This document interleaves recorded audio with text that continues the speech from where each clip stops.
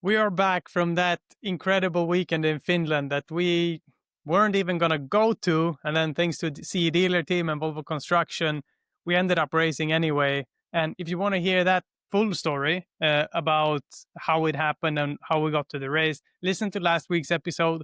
Now it's about the race itself in Finland. We had some insane racing. We had a great time over there. The cars were yellow, so that was a bit odd. But overall, it was a great weekend. How would you summarize it, Kevin? I would summarize it as you said. It was strange to have yellow cars, but I bit used to it from back in the days. It was kind of a mix of that 2018 era with your gray and my yellow.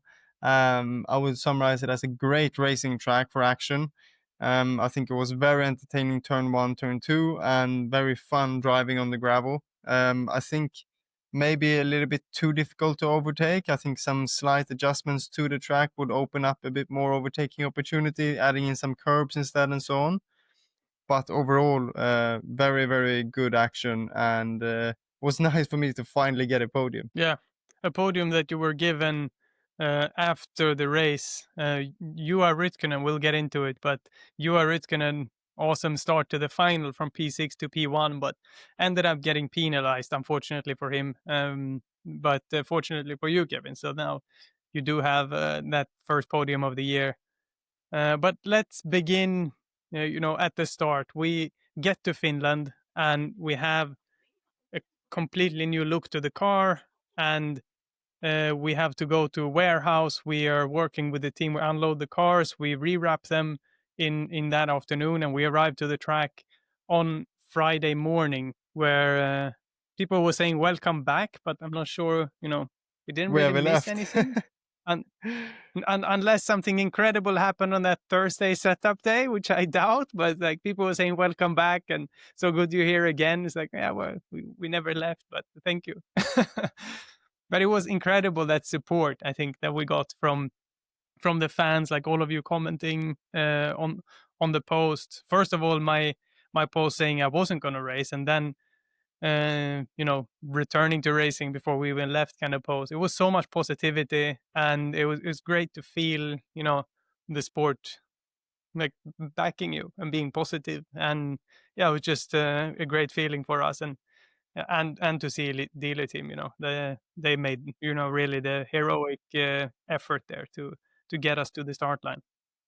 Yeah, they did. It was great, their intention, and just to show the sport of rallycross being so, committed and united in those moments, which is great to see.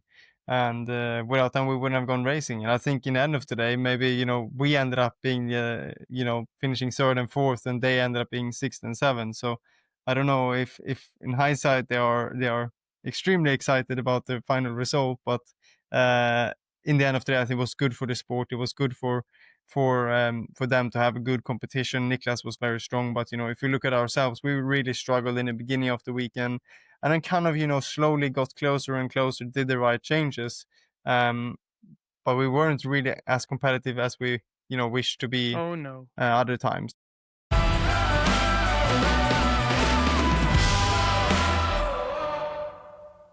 So Kevin cut out there for a second, but the magic of editing, and now Kevin's in a new location. Let's get into it. What happened during the race? It was, I think, a great race weekend. We struggled a bit initially, and that's kind of has been our issue. It's quite hard car to drive, and we need kind of some time to get up and running. But then the more the weekend went on, the more we actually got to the point, and we were quite competitive with speed towards the end.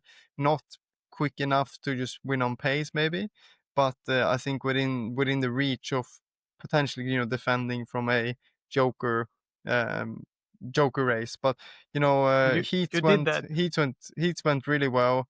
And like you said, yeah, I did defend on the Joker 1-to-1 lap there from Niklas, which was great, and I was able to win. Let's watch it, because that was a fantastic race. Starting from third even, Great launch. Clearing them. That was... This is crazy. That was a great start. And I'm actually in commentary here, but anyway, we'll talk over it.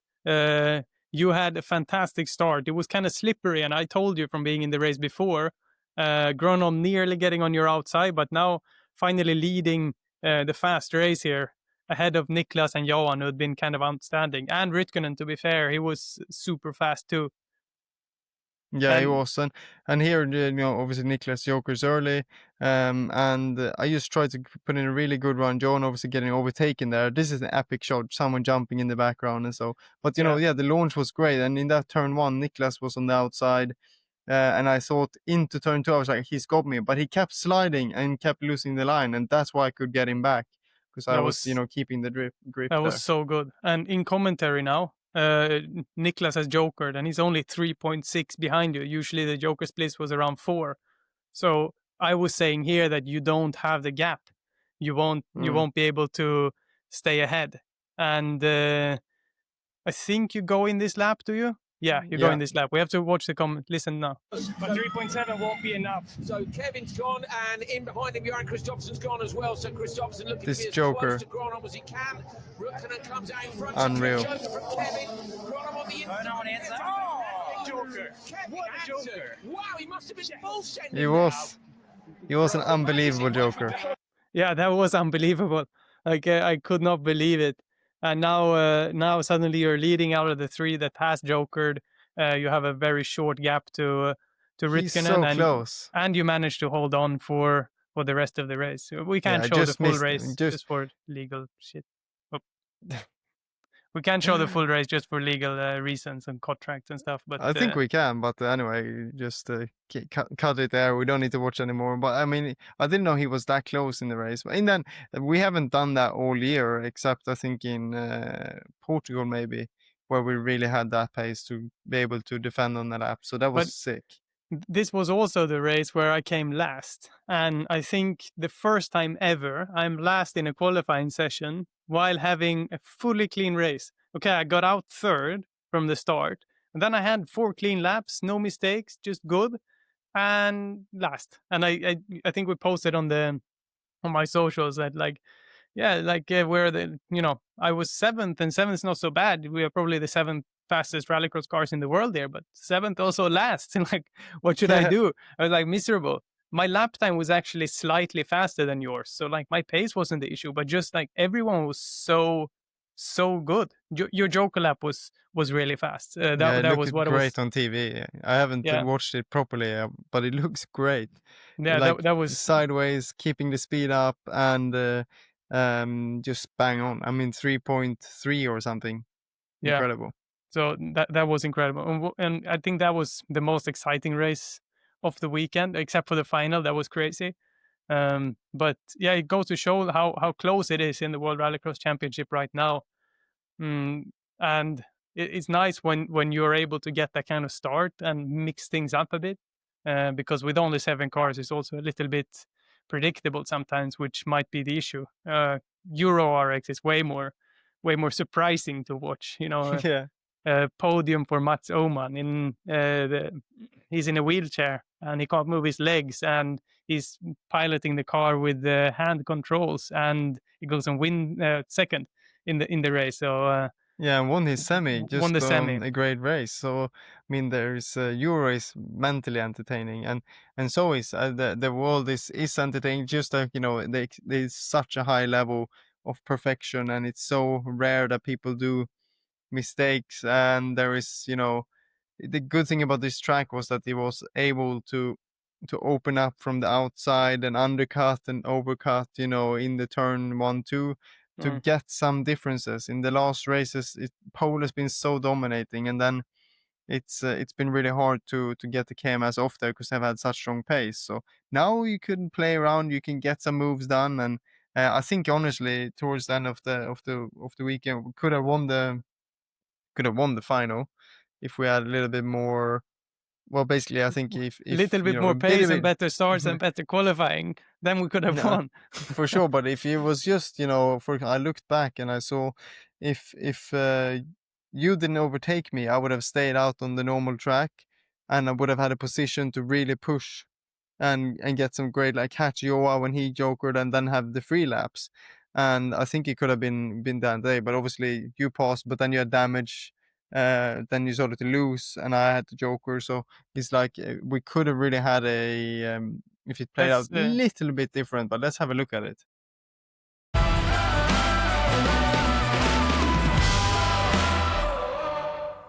It was raining just before. Yeah, only in turn 1 though. Nowhere else. Start grid was dry, first corner was wet. I started from 5th, Kevin from 4th. I had a terrible start. Look at Baby, he pushes me several times. Yeah, you see the wet lines outside here. It's kind of dryish in the line. Kevin's in the way, he's on the throttle. P2. I'm lost. And then I'm 3rd. Yeah. And here is, I overshot to try and protect you, not pushing you in the wall. Yeah, you went wide there. And I that's just why had you call more straight line speed on the inside. It was like an easy pass. This is the shame. This is the shame for the race, really, that you didn't know you had damage, obviously, but if it wasn't a pass there, I think we could have been in a position eventually then to just chase for a win. Or you shouldn't have been that's wide. How it is. I know. Wide, that's what I mean. Small things. And I come out on the straight it. here. You see, like, my car is super nervous. You see it on the straight if you know what to look for. I'm in 2nd. So I was absolutely sure I have a puncture here. So I way underdrive these 2 first corners, brake earlier and stuff.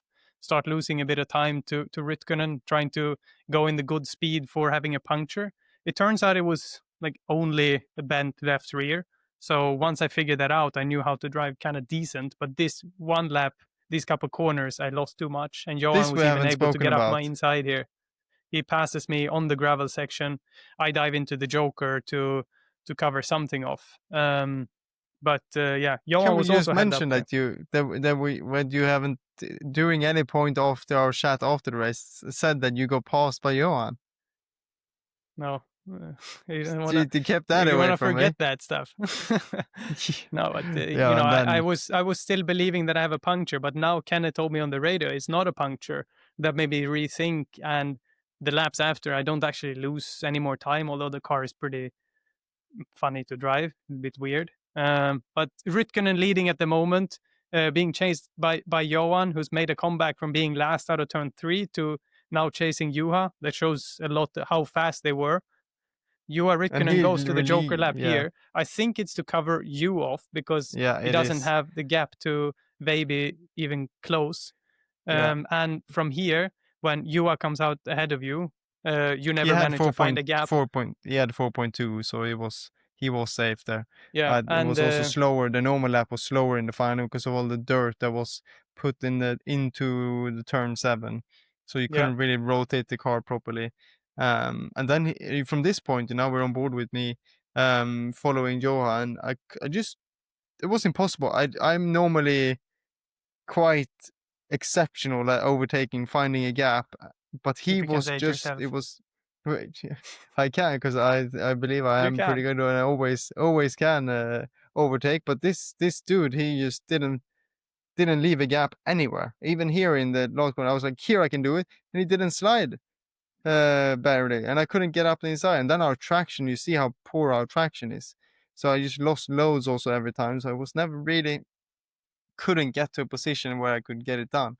And Ritkonen was super fast also, to be fair. Like, and then at this position, I think he gave up the goal of winning and just drove clean, and which he did. And then you can't really pass. The race at this point and the excitement is between Kristoffersson and Baby.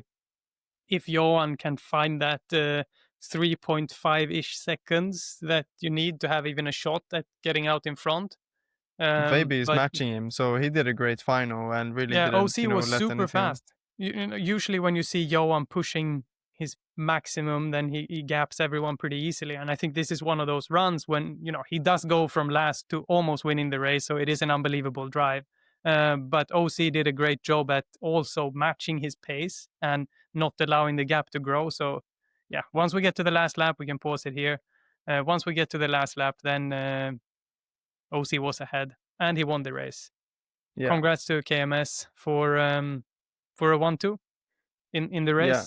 So I believe they're second of this year. They are super strong. Yeah.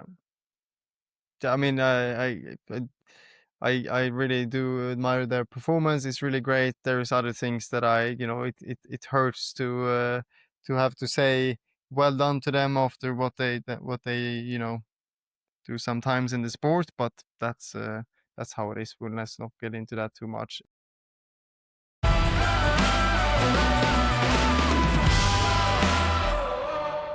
They actually had to, once the paddock was done and we arrived on Friday morning, we didn't say this yet, but they had to extend the paddock, actually do some ground construction work to raise the level of the ground, etc., to be able to fit us in. It was feeling very last minute, but we were there, and I got to drive a big digger. That was probably Yeah, that was great for you. That was probably the highlight. that was insane. The thing was so big. It was, picking up so much dirt. I was like a little kid enjoying the thing. It was like Christmas. So that was great. Why do you love diggers so much? I don't know. How can you not love diggers? It's just They're big tricky machines. to use. The big thing. It's like, boys never grow up. We'd like to play in the sandbox when we were young, but now we just want to do it bigger. So it was a big machine, and I got to drive it. That's really cool. Yeah, it's cool. I mean, for me, it's not for me. I stand over and look at you dig some hole. It's rare also you get to just get something like it. There was I never seen you that happy, and also, but I've also Never driven seen me one of that those. happy. You seen me be Yeah. world champion and become father and get married. It's like never seen me that happy. That happiness of the That was digger. a new level. It's fantastic. He was euphoric beyond belief. Yeah. Marriage, kids, all this, Diggers. boring stuff. The Diggers. digger. Shout Digger out to is Volvo great. Construction. It was the best part of working together with them. Well, good, because it's literally their product. So it's good that their product is so much excitement. Yeah.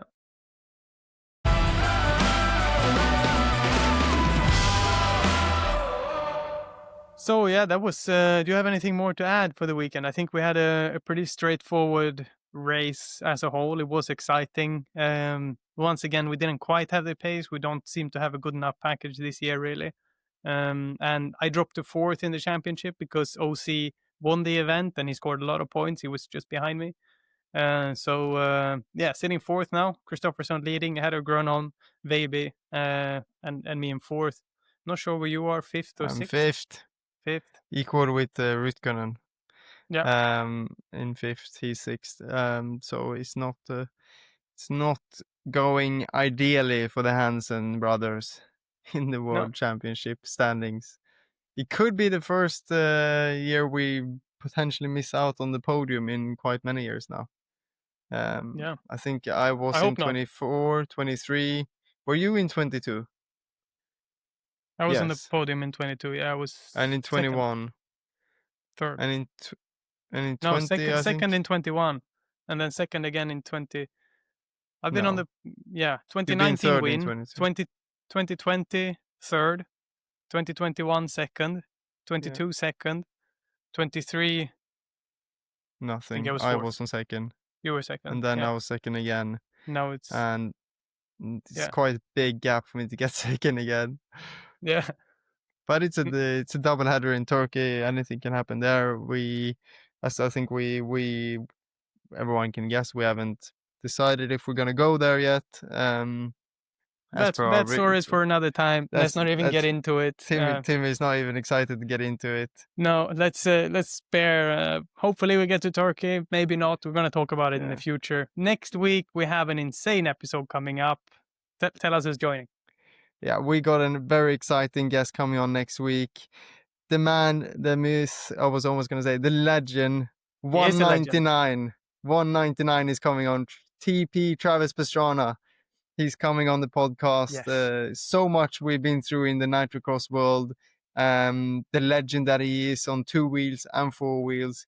He's going to get on the podcast and we're going to go and have a great time. And I think that's the most exciting bit about this episode is speaking about the next one. And what can we say more about it? It's he jumped out of an airplane. Well. It's great. He jumped out of an airplane without a parachute.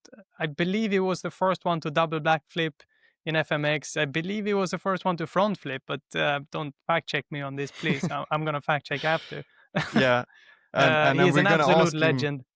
We're gonna ask him all of these questions. How he felt about it. What does he love the most? There's so many questions that are gonna be answered, and I don't think he's too often on podcasts, so it's an exclusive enjoyment. And I mean, we love TP. He's such a great guy and brings so much to the sport, both radical, but also in motorsport in general and just entertainment world. So it's He gonna be recently great posted to. how he is attempting but just failed a 360 jump with a car.